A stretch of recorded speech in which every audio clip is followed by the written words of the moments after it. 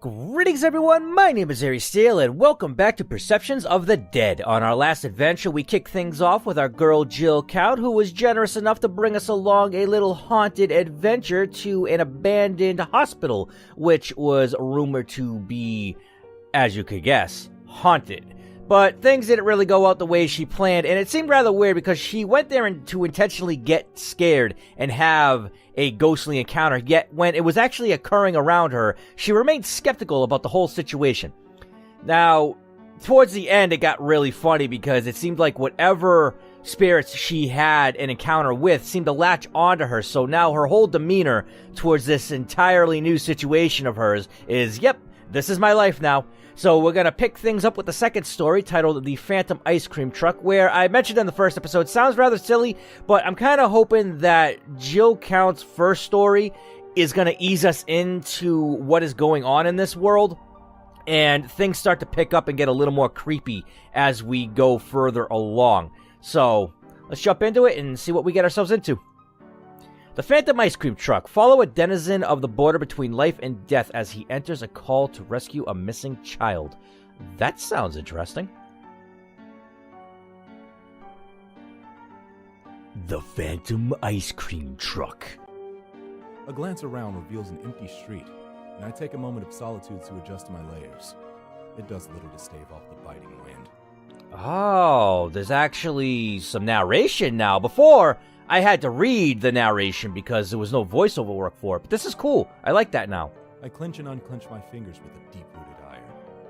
I am not being paid well enough for this shit. Are we ever? Then again, I never am. Exactly. This was the second night since I had started this assignment. The couple had hired me to bring back their son. They hadn't been so comfortable with the way the official investigation was turning up so very little, and how much the media had begun to spin the tale into a ghost story. The Phantom Ice Cream Truck. What a mouthful. A messy case, too. The police's initial involvement had been straightforward. The first child had fell off the map like the earth had swallowed him whole. Right off the street, according to witnesses. No one saw a thing. No reliable witness heard anything either. No unfamiliar cars or people. No unfamiliar sounds. Sounds to me like we should call the Winchesters. One moment he was in front of his parents' home, the next he was gone. Strange, but there could be plenty of explanations for such an incident. Very mundane ones. Such explanations became more unlikely when every child in the neighborhood reported hearing ice cream truck music right around the time of the disappearance. Of course, without a single adult able to corroborate this mysterious music, the children's testimony was quickly dismissed. Still creepy, right? Yeah, can be. And oh so mysterious. Even more so when it happened again. Then a third time. It was the third parents who hired me. I never really figured out how my clients find me. It's not like I list my number anywhere or advertise, but somehow word of mouth leads to my phone ringing, and a familiar phrase to indicate it's for business. So what you're saying is you have a burner that no one has real access to unless a case like this comes up. That sounds familiar. Ya, Fatan. I seek a pact with that which should not be. I know, it's a little trippy. It's from a book I had read back in college. A friend came up with the joke as his invocation of my aid. He must have used it dozens of times when we were younger, typically for a ride when he had been out drinking. I had become so used to it that when I first answered the phone and heard an unfamiliar voice say the phrase, I just kind of went with it. The next time it was the same, and then it became common. Where are you? We live in Westerfield, Maine. I know it's a long way from where I heard about you, but can you help us? Will you pay the price? We will pay anything if you can bring back our son. The deal is struck. And with that, I called in sick to work. Told them I had the flu and would need a few days off. It's that simple? I was given shit about not getting my flu shot, but they didn't hassle me too much. That evening, I was on a plane.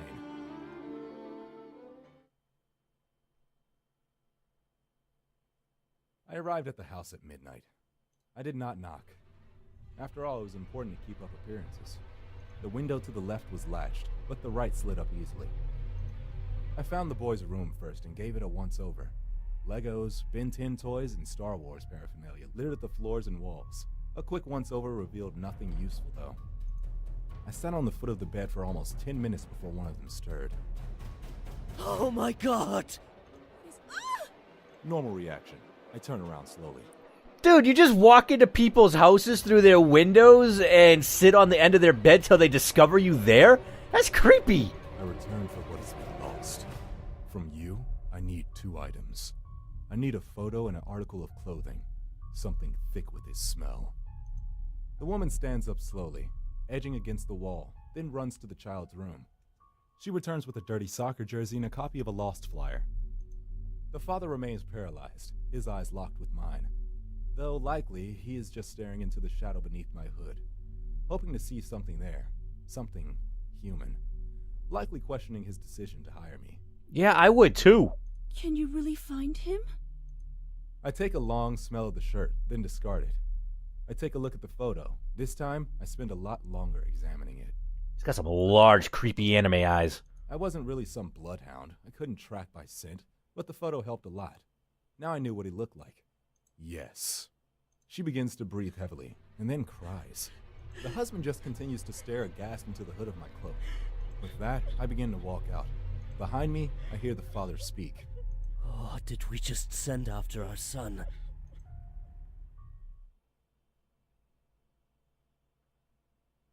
The first night had been uneventful. I had turned over the results of the police investigation and found myself wanting. Wanting what? Oh, anything resembling a lead. Did these people get paid to do this shit? I certainly didn't buy the superstitious who were already spreading stories about the ghostly ice cream truck. If a ghost were going to come back, it's very unlikely they would be scooting around in an ice cream truck. Not necessarily. Talking to children had been painfully hard. My one fortune was that my attire left me more reminiscent of a slender man than a child molester. So the times I was chased away from children I tried to interview were not mistaken for solicitation. I shuddered violently at the thought. The children provided my first real clue. They described a tune, one that sounded like the type and consistency that an ice cream truck might have. Not that ice cream trucks were common these days. I was a little surprised these kids even knew what one was. Some were even able to hum and whistle the tune for me. I wasn't entirely sure how to run with this info. The relevance of a single song really didn't occur to me. A small piece of the rest of the day was spent feeding myself and taking a nap as inconspicuously as possible. I had no intention of allowing anyone to see me be anything other than the creepy supernatural paranormal investigator. It's how I've always done things. You'll be surprised how quickly you can build a rep with the right look and behavior. After the nap, it was back to beating the streets. And my current predicament. Yeah, it's amazing how quick of a rep you can build with the right look, but that could teeter either way between good or bad. It was friggin' cold. In the near distance, I watched a quartet of kids, roughly 14 or so, playing a ragged game of football. They seemed to be having a great time, but even as far away as I am, their cheers and jeers rattle my nerves. For a moment, I wish they would be quiet. As though hearing my thoughts mid-run, they stop, on cue. They stand up straight and begin to draw heavy, ragged breaths. A girl hugs the football to her chest as her eyes grow ever wider. I test reality for a moment. I wish I had a few thousand bitcoins. It occurs to me that I should have asked for something more easily checked. At the same time, it occurs to me that I didn't silence those kids. I bite my tongue, close my eyes, and bury the nail of my thumb into the palm of my hand. You cause yourself to bleed? I dig in as hard as I can, drawing blood as my vision blares with the colors behind my eyelids. And then, I hear it. The song playing on a pair of shitty speakers. The kind you'd hear on top of an old-timey ice cream truck. Yeah, that's your typical ice cream jingle. My eyes flick open as I scan the horizon. The truck passes me, inches from clipping my shoulder, and heading straight towards the kids. No, you fucking don't! I break into a run, and despite the trivial speed of the truck, barely manage to keep up. As the truck closes on the kids, it slows to a stop, and I finally begin to close the gap. Run on home, you kids. It's getting dark. This town isn't safe after dark. Getting dark? What is he talking about? The sun set hours ago. No sooner had the words crossed my mind when it all went black. For a few moments, I thought I had been knocked unconscious. Then my eyes began to adjust. I make out the faintest impression of light. Oh no. This isn't good. You kids better get in. I'll get you home safe. I watch helplessly, moving through the dark like it was molasses. Shadows pass before the light as he ushers them into the truck. The truck lights blare into brilliance, and I hear the motor roar as the car begins to move forward at a pace more in keeping with a motor vehicle. I would lose it even if I were still able to move. No! No! I let out a choked cry after them. Stop! Stop! Then I stop. The second cry had no depth to its volume.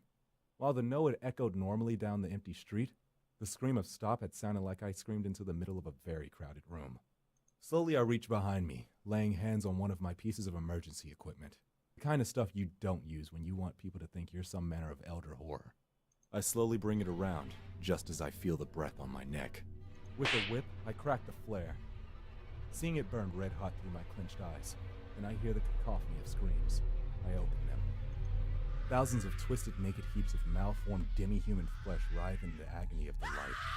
And as I raise it above my head, the flare burns brighter. Dude, what are you to be seeing this shit? The darkness washes away. I wheel around in place, but find myself alone back in the street. In the middle of the day. I drop the flare and try futilely to snuff it out with my boot. My little display has drawn an audience, and not so far down the street, I see my clients. Oh, fuck.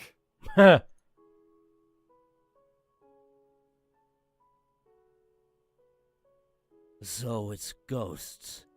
I merely nod slowly. But you can still get him back? I nod again. But it's been over a week since you started searching. He hasn't eaten anything. You don't know that. I still couldn't wrap my mind around how much time had passed in the darkness. He will be fine. Time does not pass normally where he is. You know where he is? I nod. I'm going there tonight to get him back. They start crying. I'm not really sure what to do at this point, so I stand there, awkwardly, hoping that my layers give me more of the appearance of stoicism than an awkward penguin. Wah. Apparently it works. That's a duck, but you get the point. Thank you. Thank you. Thank you so much. Thank you. I leave the building as they both chant thank you, like it was some kind of prayer. It's not the first time I'd heard that prayer. It's not the first time I had done this. This is getting interesting. I'm ready this time as night falls. I withdraw a small shot and without hesitation jam it into my arm. I like that this part of the story actually nods to the title of this whole chapter as being goofy and ridiculous. Viper venom. I had a friend back home who kept one as a pet. Weird kid. Milks the things. Sells the venom, mostly to medical facilities. Occasionally he sells it to me. Well, yeah, viper venom can go for quite a lot of money. It's used for making serums. My knees nearly buckle as the burning begins to creep through my arm. I stifle a scream. Then I hear it, and everything clicks. I let out a long sigh and stand up, adjusting my layers. I turn my eyes to fall upon the approaching truck. My hand goes behind my back and my fingers close. I train the gun on the truck and unload a triad of shots into the ghost truck's engine. The engine sputters, the grating burns, melting away, and the music screams in protest. What do you think you're doing? An escapee from an Andy Warhol painting stutters, stepping awkwardly from the vehicle. It's getting dark. I have to protect the children. Only one thing may not exist. You and that which you fear must cease to be. But the children... The darkness falls upon me. With such force, I stagger. I lose my grip and the gun disappears, searing into the shifting mass of flesh. What? My hand goes behind my back, and my grip closes around a rough-hewn blade, forged of obsidian and steel. And as I carve outwards, I hear the screams of all the lost children, unwilling to accept their fate, and swallowed by the darkness. Flesh tatters as I carve, burning away like paper, until finally, I lay into the man. No, you don't understand. I was just trying to help. I bury the blade into his throat. Well then. The cacophony resounds as the children who lost themselves in the darkness writhe, and I go about my work of freeing them all, just as I had freed this man.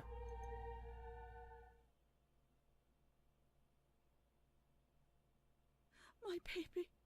Oh, my baby. It's okay. Everyone's okay. No, not everyone. They're all dead. Everyone died. 7 kids lost here. And I got back all of them. I wonder how many I actually freed. How many had he trapped in his nightmare? And what the hell was he so afraid of in that darkness? And most importantly, why did he ultimately abandon them to it? I don't know how to thank you. After a week of not hearing from you, I'd feared for the worst. A month after that, and I'd come to accept that it was over. I was ready to move on. His eyes fall to his wife, still babying the boy, who won't stop staring off into the distance. She had faith, though. She said that you were an angel, or maybe a demon. She didn't care. She believed in you. Some nights after she had said her Hail Marys, I would see her put her hands together, and I would hear her. She prayed to you. I was almost flattered, but to tell the truth, the idea of someone believing so much in me, in praying to me, it was terrifying. I want you to know, I'm willing to pay more than whatever your normal fee is. We've been living with a tight belt since I called you, and I won't lie and say I don't do well for myself. I have more than enough saved up to pay you anything we could ask. Or, if there's something else you want, there's nothing I can offer you that means more to me than my son. Well, I don't want your son. He's not worth payment at all. I let out a long sigh. I reach up to my hood and pull it back. Both of them gasp, stepping back and then cocking eyebrows in unison, having perhaps expected something more. After having been gone for 2 months, I could really use a job.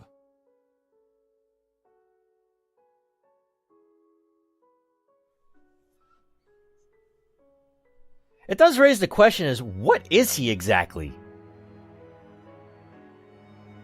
That's it? That's the story? Wow, that was way shorter than the first one. Holy crap. I mean, it was really interesting. I was kind of hoping it would go on for a little bit more, but...